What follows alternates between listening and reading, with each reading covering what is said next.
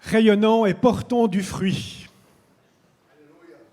Rayonnons et portons beaucoup de fruits. C'est bien, quand je dis beaucoup, il y a plus de monde qui s'exclame « Portons beaucoup de fruits ensemble ». Hier matin, plusieurs d'entre nous étaient sur la place du marché alors que nous avions un stand pour être présents au centre de Carouge, où nous avons pu lever quelques fonds pour une association qui s'occupe des réfugiés ici à Carouge, dans laquelle Françoise travaille. Et puis c'était aussi l'occasion d'aborder et de discuter avec différentes personnes et justement de rayonner en semant une parole, une histoire, en vendant ou en soutenant par des biscuits et des confitures et toutes sortes de choses que vous aviez préparées. Et ça a été riche, intense, et puis en même temps, j'ai l'impression que c'est le début de quelque chose. Nous sommes appelés à rayonner, nous allons encore davantage rayonner.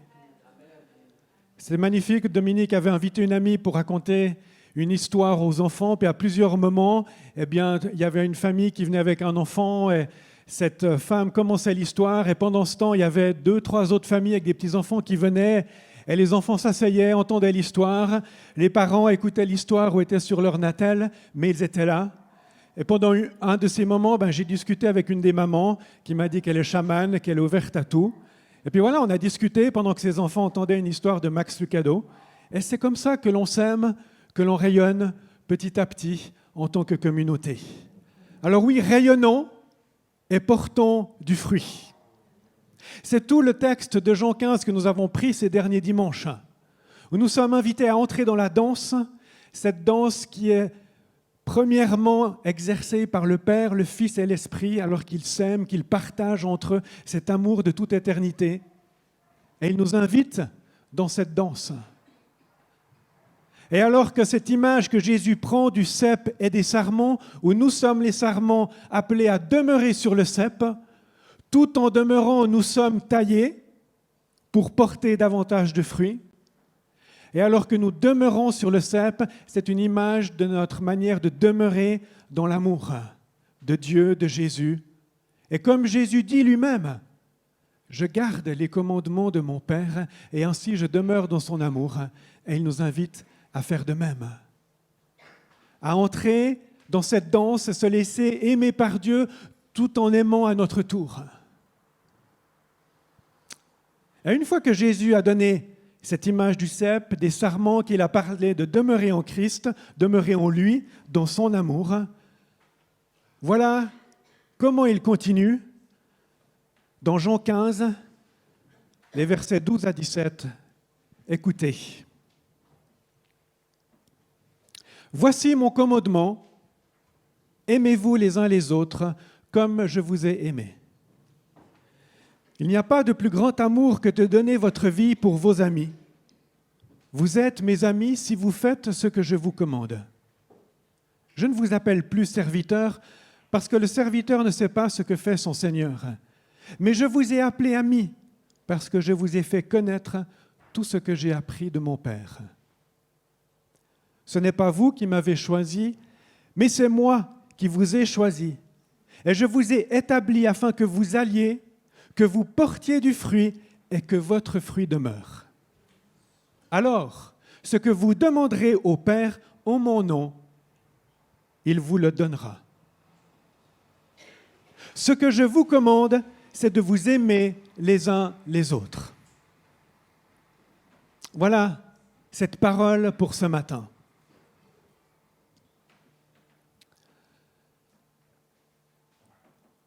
Jésus dit à ses disciples et nous dit à nous ce matin, « Voici mon commandement, aimez-vous les uns les autres comme je vous ai aimés. »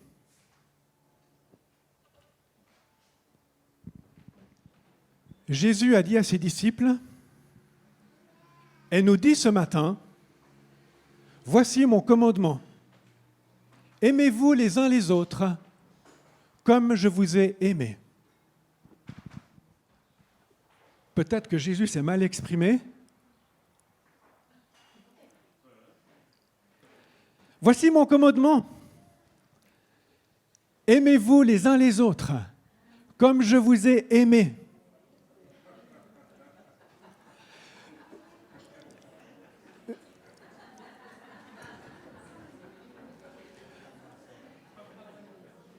Peut-être que l'espace nous contraint un peu et certains aiment les gens en les invitant à manger, mais on n'a pas le temps d'inviter les gens à manger maintenant.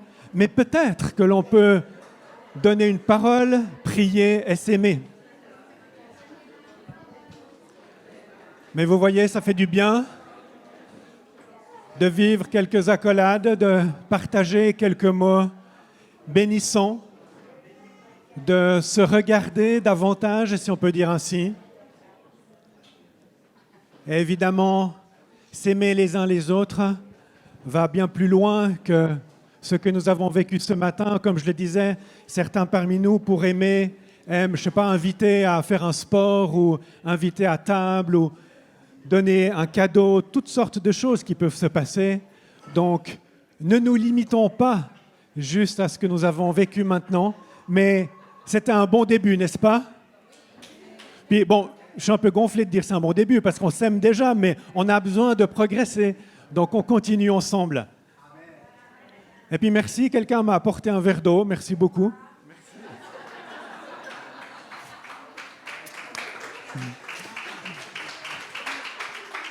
Et ça me bénit. Merci beaucoup.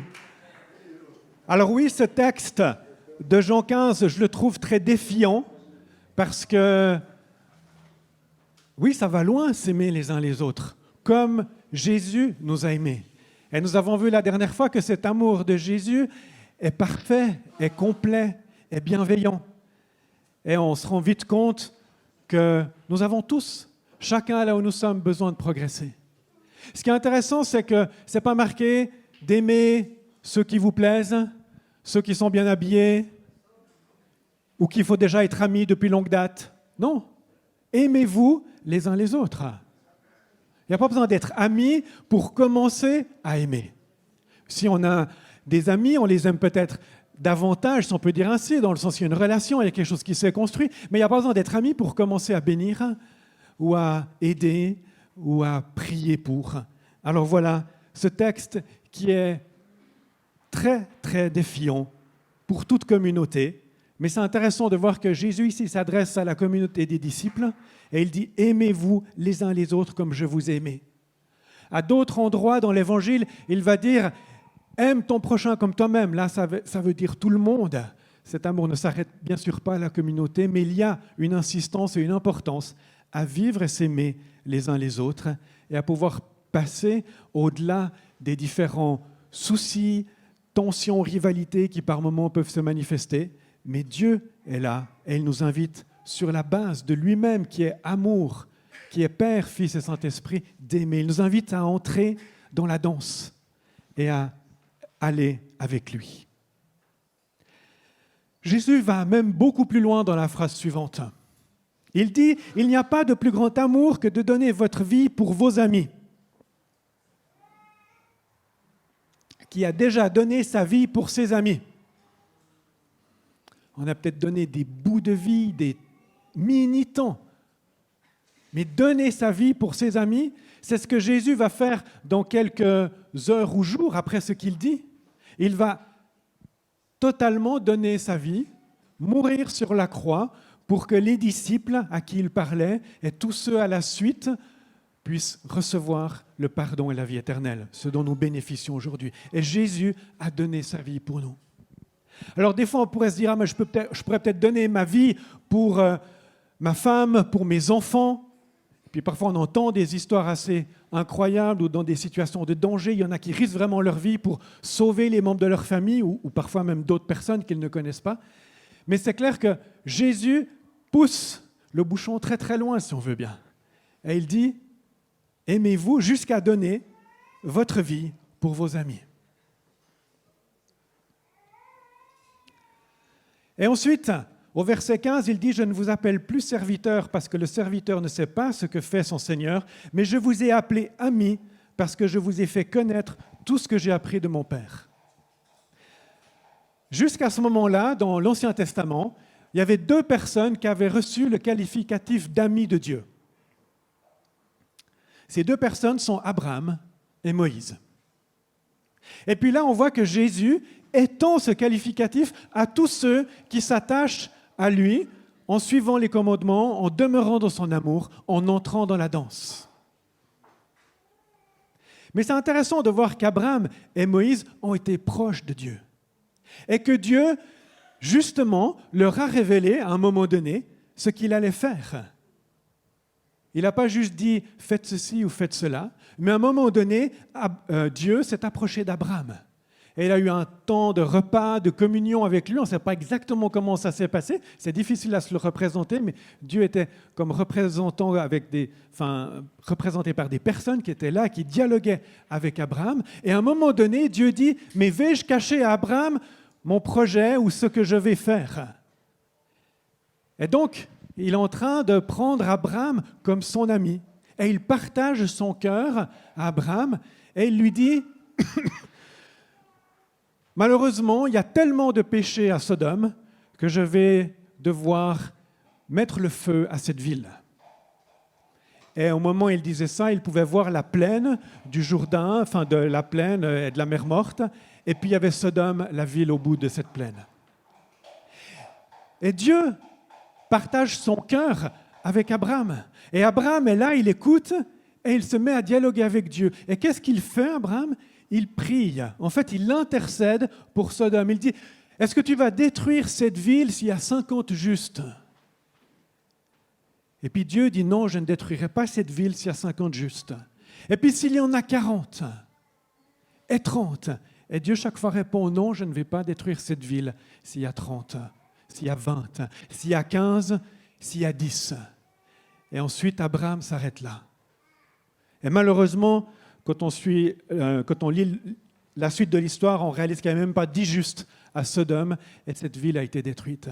Mais ce que je voulais relever ici, c'est ce cœur à cœur entre Dieu et Abraham, cette amitié, cette connexion qui fait référence à notre texte où nous avons lu, c'est la fin du verset 7. « Ce que vous demanderez au Père en mon nom, il vous le donnera. » Et on voit qu'Abraham était tellement proche du cœur de Dieu qu'il va prier dans le sens du cœur de Dieu.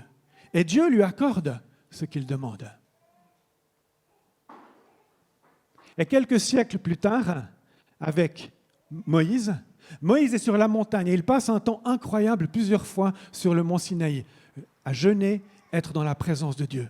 Et il y a un cœur à cœur qui se développe. Et là, de nouveau, un moment, il y a Dieu qui parle à Moïse. Il lui a dit beaucoup de choses. Mais à un moment donné, Dieu dit à Moïse, en fait, j'en ai juste assez de ce peuple d'Israël qui, à peine sorti du pays d'Égypte, se met à adorer un veau d'or et toutes sortes d'autres choses. Et en fait, Dieu partage sa frustration, son énervement, voilà. Et Moïse écoute, et est là, et il parle avec Dieu. Et là, Moïse dit, mais non, ne fais pas ça. Qu'est-ce que les autres peuples diront si tu as sorti le peuple d'Égypte et puis ensuite tu l'anéantis dans le désert ? Non. Fais grâce à ce peuple et continue de marcher avec lui. Et Dieu répond à la prière de Moïse et il continue avec Moïse de conduire le peuple jusque dans le pays promis, même s'il y aura bien d'autres péripéties après cela. Et vous voyez que Moïse est tout proche du cœur de Dieu et il demande quelque chose qui est en lien avec le cœur de Dieu. Il est tellement en communion avec le Père qu'il peut prier et demander ce qui est bon. Ça, c'est Moïse et Abraham en tant qu'amis de Dieu. Et nous sommes appelés à devenir les amis de Dieu, chacun de nous, amis de Dieu, à entrer dans ce cœur à cœur, à vivre cette danse où on se laisse aimer par le Père, par le Fils et l'Esprit, et en même temps, dans cet amour où on se laisse connaître par Dieu, eh bien, on peut ensuite connaître Dieu et s'aimer les uns les autres. Aimer notre prochain, appeler d'autres à rejoindre cette danse.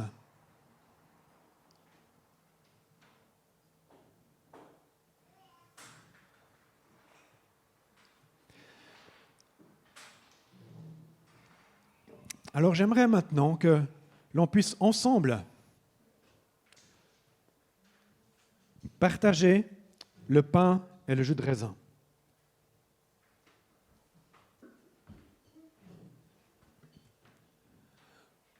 À nouveau, comme un témoignage et un signe de cet amour du Père, du Fils et de l'Esprit, de cette danse dans laquelle il nous invite, de cette danse qui durait depuis l'éternité dans le ciel, et où à un moment donné, différents pas sont manifestés dans cette danse où le Fils vient sur la terre, selon la volonté du Père, et il ouvre la porte pour que nous puissions être sauvés en donnant sa vie.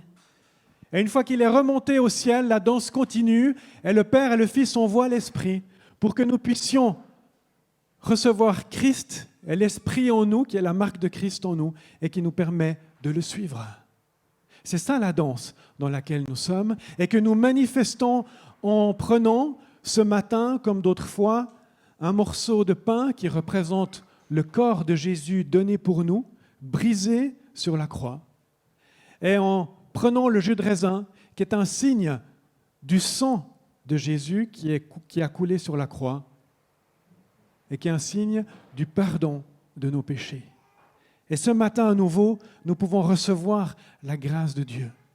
Nous pouvons recevoir son amour qui s'est manifesté et qui a coulé à la croix il y a 2000 ans et qui aujourd'hui est là et nous fait grâce, pardonne nos péchés et qui pointe vers le retour de Christ. Et nous avons chanté ensemble, « Viens, reviens », afin que nous puissions vivre pleinement cet amour et cette danse.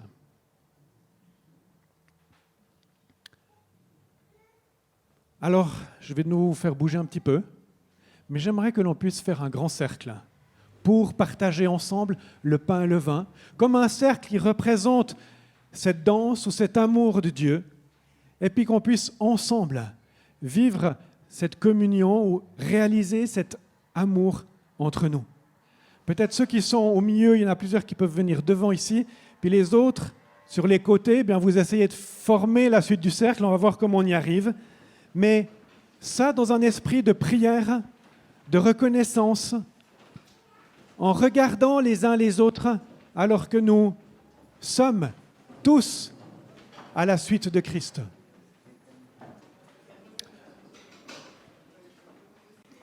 Voilà, merci à Newsa et Gisèle qui ramassent les petits gobelets. J'aimerais capter votre attention encore pendant 2-3 minutes et vous inviter à rêver encore. Ou à rêver dans le sens de danser avec Dieu. À rêver de danser avec Dieu et de voir ce cercle qui s'élargit. Et je ne vous demande pas de rêver juste vous-même, mais de rêver avec Dieu, qui est devenu au travers de Jésus notre ami. De rêver avec lui afin que l'on puisse prier les prières du Père, qui voit effectivement ces cercles concentriques comme un caillou qui est planté, qui est jeté dans l'eau et des cercles se dégagent. Un caillou a été jeté sur ce terrain et des cercles se sont dégagés depuis des générations. Et aujourd'hui, cela continue. Et j'aimerais vous inviter quelques instants à vous connecter à Dieu, à prier et laisser Dieu mettre en vous davantage sa pensée pour que ce cercle dans lequel vous êtes aujourd'hui, vous puissiez comme voir plus loin comment ça se développe et qui des personnes qui sont de votre entourage ou comment vous pouvez mettre en place une facette de la vie de notre communauté, de votre existence qui va permettre au cercle de s'élargir. Osez rêver, même beaucoup plus largement que quelque chose que vous pourriez faire facilement.